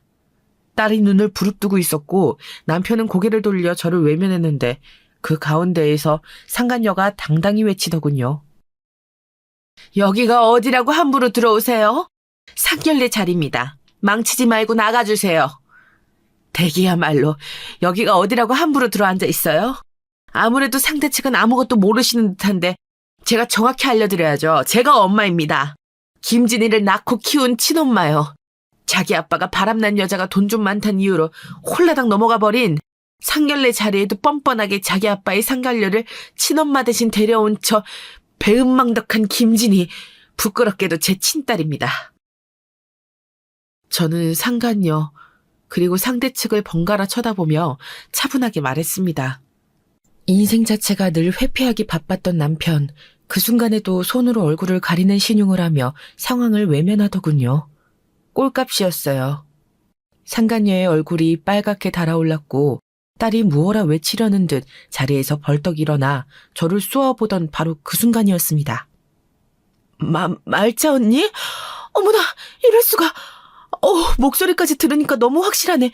세상에 이걸 어쩜 좋아. 말자 언니! 이런 일이 어떡해. 언니, 말자 언니 나예요, 나 말순이. 누군가 거의 울듯이 소리를 질렀는데 몸이며 목소리를 덜덜 떨고 있던 그 사람은 바로 제 딸의 예비 시어머니였습니다. 저는 당황해서 그제야 그 상대 측의 얼굴을 제대로 쳐다봤다가 경악하고 말았지요. 세월의 변해간 모습이었지만 그때와 다르게 너무나도 기품이 흐르고 고풍스러워진 외양이었지만 분명하게 제가 아는 그 말순이었습니다. 너 말순이 맞니? 네가 왜 여기 있어? 설마 네가 예비 사돈댁이었어? 언니, 너무 오랜만이에요, 언니. 그동안 어떻게 지내셨어요? 저는 그동안 언니 생각을 하면서도 섣불리 언니를 찾아 나설 수가 없어서 그간 그냥 내도록 그리워하면서 지냈어요. 내 평생은 이 말자 언니, 이렇게 언니를 다시 보네요. 말순이는 자리에서 비틀거리며 일어나 얼른 저에게로 다가왔고 제가 내밀어진 손을 맞잡자마자 오열을 하며 바닥에 주저앉았습니다. 저도 덩달아 같이 몸을 숙여버렸는데 이 갑작스러운 상황에서도 저도 모르게 눈에 눈물이 맺히더군요. 어쩌면 이런 일이 있을 수 있나 싶었습니다. 제가 말순이의 등을 끌어안으며 다독이는 동안 다들 머릿속으로 상황 정리들을 하고 있었겠죠. 딸이 현실을 부정하더군요. 완전히 정신이 쏙 빠졌는지 멍하게 이런 혼잣말을 하는 소리가 들려왔습니다. 엄마가 어머님이랑 아는 사이였다고? 어머님의 은인이라고? 아니, 이건 말도 안 돼. 어떻게 이런 인연이 다 있어. 이럴 줄 알았으면 내가 그렇게 안 굴었을 텐데. 진이야, 너 그게 무슨 소리야? 이제 와서 그러기야? 네 엄마는 앞으로 내가 하기로 했잖아. 우리 한 배를 탄 거 아니었어? 아, 여보야, 당신도 뭐라고 말 좀 해봐요. 여보라니. 이런 상황에선 굳이 나를 그렇게 안 부르는 게 좋을 것 같은데. 우리가 결혼한 사이도 아니고, 나는 갑자기 머리가 어지러워서 바깥바람을 좀 쐬러 실례 좀 하고 싶네. 셋 다 총체적 난국이었죠. 제가 어이가 없어서 코웃음을 치려는데 갑자기 말순이가 눈물 범벅이 된 얼굴을 손으로 문질러 닦으며 일어나더니 그대로 돌진했습니다. 제 남편과 상간녀를 향해서요. 야, 이 천하의 썩을 년 놈들아. 뻔뻔하게 불륜을 저지른 것도 모자라서 뭐? 상견례의 정식 부부인 것처럼 꾸며서 나와? 이거 아주 정신이 돌아버린 것들 아니야. 감히 말자운 일 농락하고 그 마음에 상처를 줘? 나 최말순이가 이미 상황 파악 끝냈다 이 말이야. 이 벼락 맞을 년놈들아, 너네 내 손에 죽었어. 저는 보고도 믿기지 않을 광경에 입을 쩍 벌렸습니다. 이럴 수가. 제가 아는 말순이는 이런 사람이 아니었는데 10년이면 강산도 바뀐다더니 10수년이 흐른 뒤여서 그랬던 걸까요? 수은하고 물렀던 말순이는 온데간데 없었고 아주 사람 잡을 기세로 난동을 부리는 천하장사가 되어 있었습니다. 놀라운 건 제가 말순이의 남편이고 아들이고 말리지는 않고 착잡하게 한숨이나 쉬고 있었다는 거예요. 그러는 동안 말순이는 제 남편과 상간녀를 혼자 곤죽내고 있었습니다. 특히 상간녀가 곱게 틀어올린 머리를 사정없이 잡아 뜯더군요. 야, 이 망할려나. 네가 그렇게 돈이 많니? 그래봤자 네가 나보다 넉넉하게 살 것 같아? 깽값 제대로 물어줄 테니까 너 어디 내 손에 얻어 터져봐라. 니까짓 게 나하고 사돈을 맺으려고 들였어, 그 더러운 몸으로? 그리고 너 이 똥물에 튀겨 죽일 놈아. 네가 옛날부터 말자운 일 힘들게 했던 그 빌어먹은 놈이었다니. 내가 이딴 것 하고 사돈을 맺으려고 했었던 얘라. 이놈이 그렇게 몸이 허약하다는 핑계를 잘 댄다지. 오냐, 허약한 몸으로 살아오기 힘들었을 텐데 이참에 내가 편히 잠들게 해주마. 두 사람 다 힘 한 번 제대로 못 써보고 말순이의 기세에 휩쓸려가서 얻어 터지기나 했습니다. 제 딸은 이러지도 못하고 저러지도 못한 채로 발만 동동 굴려댔죠. 이러다가 진짜 큰일 날 것 같아서 제가 조용히 말순이를 말렸네요. 흥분 상태였던 말순이는 제가 어깨를 잡고 가만히 고개를 젓자 조금씩 진정하더니 턱짓으로 자기 남편과 아들을 불렀습니다. 여기선 볼 일 끝났어. 그만 가자. 딴 데 맛있는 데로 자리 옮겨서 내가 우리 말자 언니 소개시켜줄게. 아들? 설마 지금 이런 꼴을 보고도 저 정신병자 같은 기집애랑 결혼하고 싶다느니 그런 헛소리 하는 거 아니지? 엄마 실망시키는 거 아니지? 아니에요, 엄마. 제가 미쳤어요. 저도 진이 제가 저런 여자인 줄 꿈에도 모르고 만난 거예요. 소름 끼친다고요. 야, 김진이, 너 나한테 두 번 다시 연락하지 마라. 이건 진심이야. 자기야, 잠깐만 기다려줘. 이건 오해야. 나만큼 우리 부모님 사랑하는 효녀도 없어. 근데 저 미친 아줌마가 자기를 상견례장하고 결혼식장에 꼭 앉혀달라고 난리를 피우는 바람에 내가 어쩔 수 없이 따랐던 거야. 딸이 되도 않는 변명을 하자 머리가 산발이 된 상간녀가 어이가 없다는 듯 그런 딸을 째려보더군요. 남편은 바닥에 주저앉아서 앓는 소리만 내고 있었고요. 누가 보면 심각한 중환자인 줄 알았을 거예요. 세상 천지에 그렇게 엄살 잘 부리는 남자도 없을 겁니다. 그런 남자하고 부부로 오래 살아온 제 자신이 대단하고 한편으로는 한심스러웠네요. 저는 쓴웃음을 지었고 제 표정을 확인한 말순이가 재차 자기 남편하고 아들에게 신호를 보내서 저 포함 넷이서 그곳을 나오게 되었어요. 그리고 자리를 옮겨서 대화를 이어나갔죠. 그때 바로 알 수 있었어요. 말순이가 자기 집안에서는 왕이라는 사실을요. 남편이고 아들이고 말순이한테는 꼼짝도 못하더군요. 무조건 충성이었습니다. 언니가 전에 그랬었잖아요. 남편이고 자식이고 자기를 봉으로 보는데 묵묵히 희생하면서 사는 게 가끔은 숨이 막힌다고요. 그러면서 늘 저에게 넌 그렇게 살지 마라, 부탁이다 이렇게 주문했었죠. 우리 식구 다시 한데 모여서 살게 되었는데 결집이 안 되는 걸 보면서 제가 언니 말 떠올리며 총대를 제대로 잡았어요. 군기는 내가 잡는다. 모두 함께 으쌰으쌰해서 살아간다. 딱 이렇게 정했더니 그 후로는 가풍이 자연스레 흘러가더군요. 생각해보면 다 언니 덕분이에요. 그런데 언니는 이제 어떻게 하실 거예요? 어떻게 살아오셨는지는 이젠 대강 알겠는데 어떻게 하실지가 궁금해요. 사실 이혼을 안 해주려고 했었어. 누구 좋으라고 이혼을 해주나 싶어서. 그것들 평생 불륜관계로밖에 못 살게 해주도록 그렇게 만들고 싶었거든. 근데 오늘 이렇게 놀라운 일을 겪고 나니까 인생이 달리 보이려고 하네. 결국 인생의 주인공은 나 자신이고 내 가족들이라 할지라도 내 인생을 절대 대신 살아줄 수 없는 거잖아. 나 자신을 위해서 살아볼까 봐. 언니, 그 말은 이혼하신다는 거죠? 잘 생각하셨어요. 제가 있는 인맥, 없는 인맥 다 끌어서 끝내주는 변호사를 언니에게 연결시켜드릴게요. 이혼하면서 왕창 뜯어내세요. 제대로 한 방 먹여주셔야죠. 고맙다, 말순아. 너와의 인연은 내 인생에서 큰 선물이었던 것 같아. 그 옛날에 우리가 이렇게 미래에서 다시 이런 식으로 만날 거라고 누가 예고를 해줬다면 우리가 과연 믿었을까? 안 믿었겠지? 저희는 마주보면서 웃었습니다. 웃기만 한 건 아니었고 회포를 풀며 울기도 하였네요. 서로 인생 얘기를 많이 나누었어요. 그리고 아주 오랜만에 민식이 삼촌과 윤정이 이모의 소식도 들을 수 있었답니다. 말순이도 그 두 분과 연락을 내내 해오며 살아온 것은 아니었고 교류하며 지내온 지 그리 얼마 안 되었다고 했어요. 미국에서 너무 갖은 고생을 두 분이 오래 하셨던 터라 자리 잡고 여유를 찾는데 많이 걸리셨던 것이죠.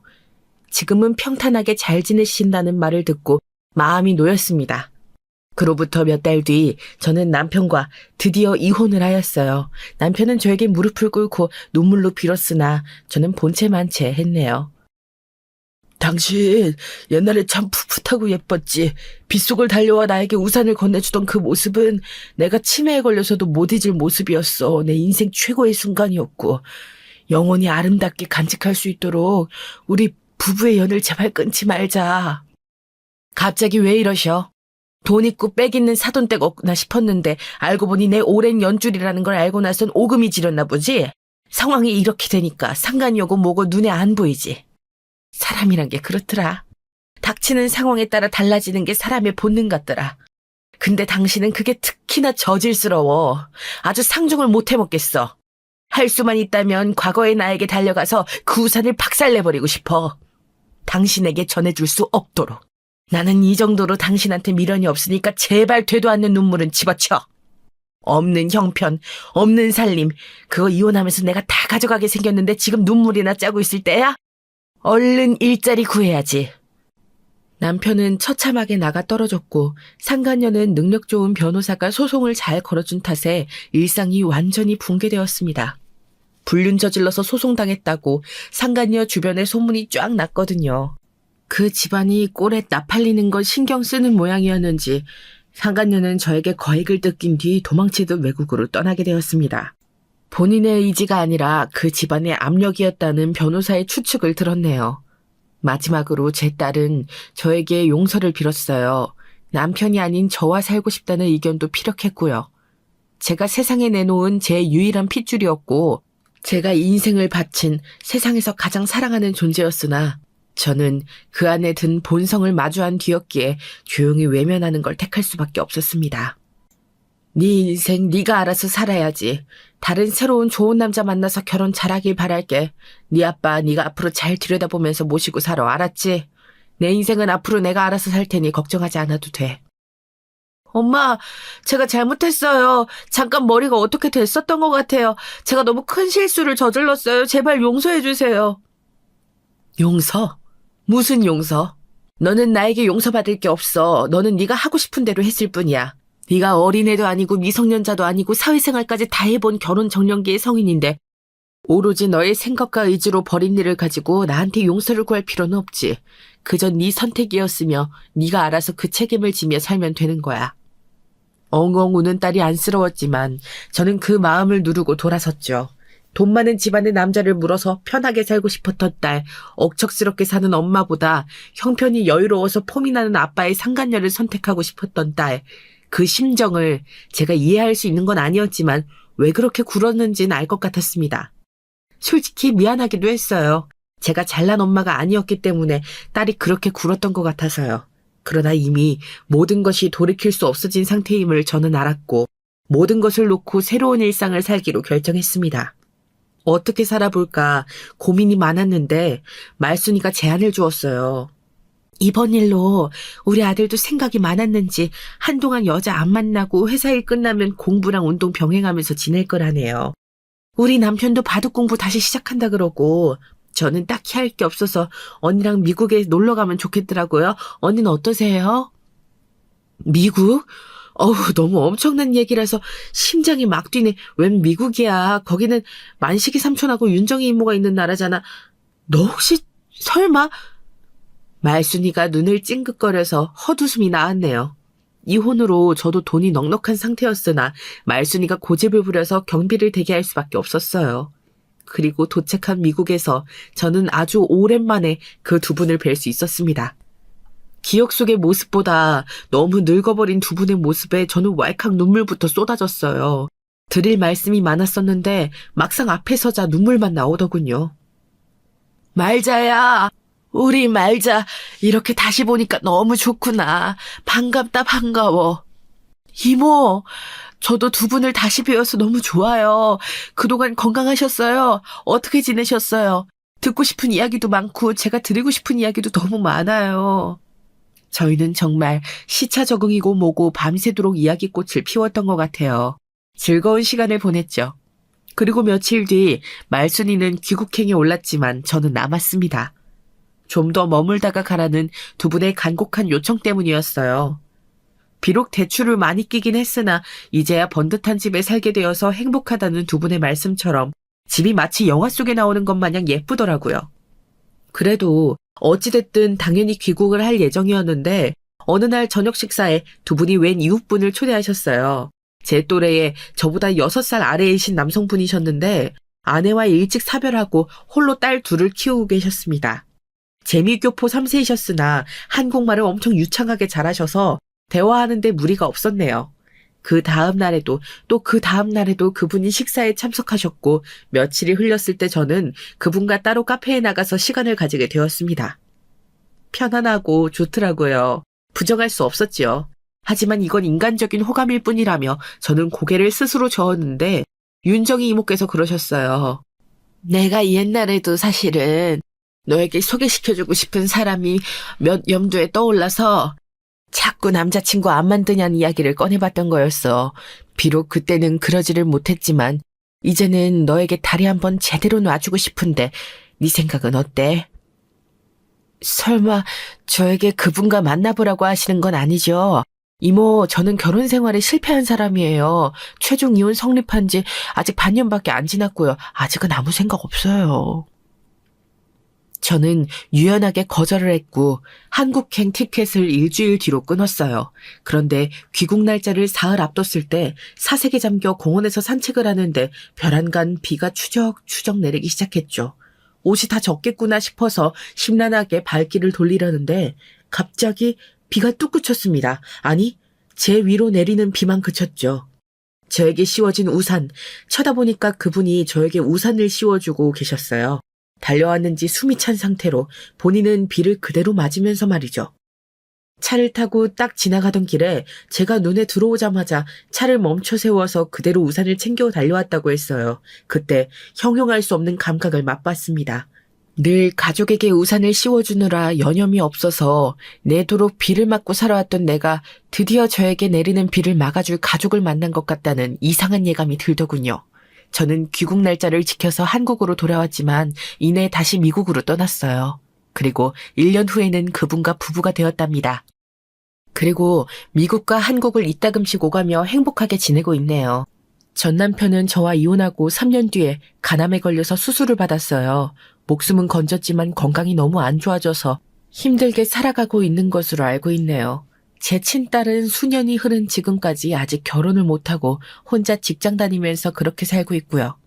저에게 행복을 주는 이름도 심란함을 안겨주는 이름도 가족인 것 같습니다. 남은 인생 어떻게 살아야 현명한 건지 전 아직도 고민이 많네요. 지금까지 제 이야기 들어주신 분들 모두 고맙습니다.